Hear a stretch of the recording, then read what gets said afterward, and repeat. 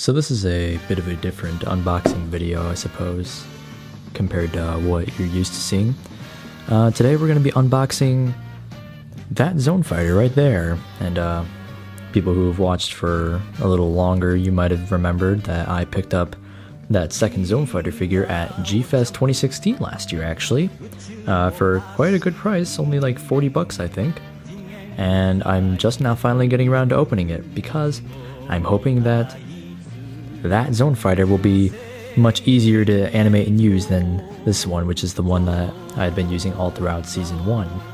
And some of you guys might have seen me explaining this in the comments before, but the Zone Fighter figure is, well, not the best engineered, so to say, because as you can see, yeah.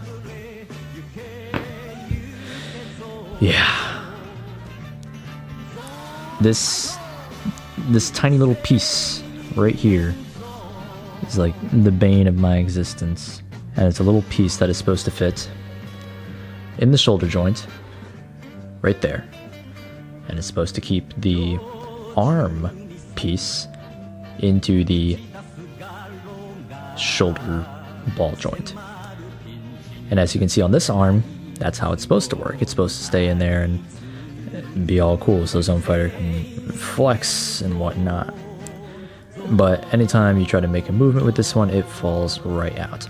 And in addition, his waist is very, very loose. Very. So Zone Fighter is not exactly the best figure. I mean, it's cool, don't get me wrong, that the figure even exists, and I'm super thankful for that because it looks really good.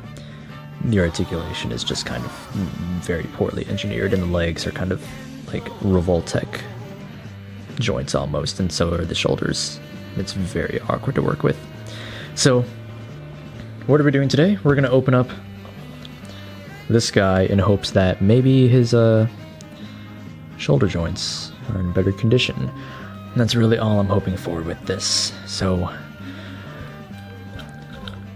wish me luck. Grand reveal time. Let's see. This joint's very stiff right off the bat. So is this one. Fantastic.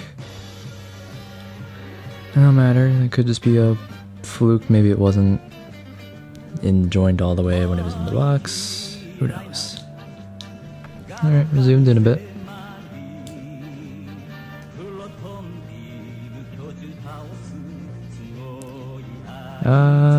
Off the bat, it's very stiff. Oh, that waist.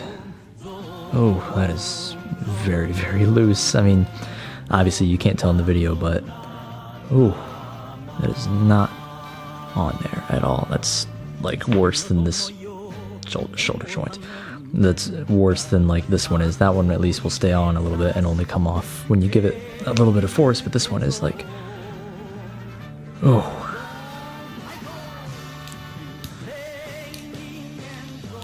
But my main concern was the shoulder joint, which actually seems to be functioning as it's supposed to be. Obviously, I'm trying to just break it in and make sure it's not. Oh my god. We'll leave that. We'll just play around with the arms. Yeah, the head sometimes comes off too. That's to be expected. Seems fine, I think. Yeah. After playing around with it for a little bit and just testing it out, it doesn't seem like it's gonna pop out, which is a big relief. And the legs both seem pretty good. And also right off the bat, he seems to stand on his own a little bit easier. His legs aren't as flimsy or anything, which was a problem with this old Zone Fighter, Mr. Shoulder Joint McGee. And he never wants to stand up on his own. I don't know why, but yeah, this guy never wanted to stand up on his own. Yeah. But this guy seems to be pretty stable for the most part, save for his chest not being on there like at all. But you know what? That's okay. That is perfectly okay, because his shoulder joint seems to be fine, unless, you know, there's an annotation on screen like there or something now stating that the shoulder joint started to pop off at some point, which hopefully I don't have to put that annotation there, and hopefully his shoulder will function just like this throughout the entirety of Season 2. But I suppose that's about it for this sort of one-off unboxing video. And thanks for watching, and I'll see you back here soon for more updates on Season 2 of Zone Fighter. I'll see you then.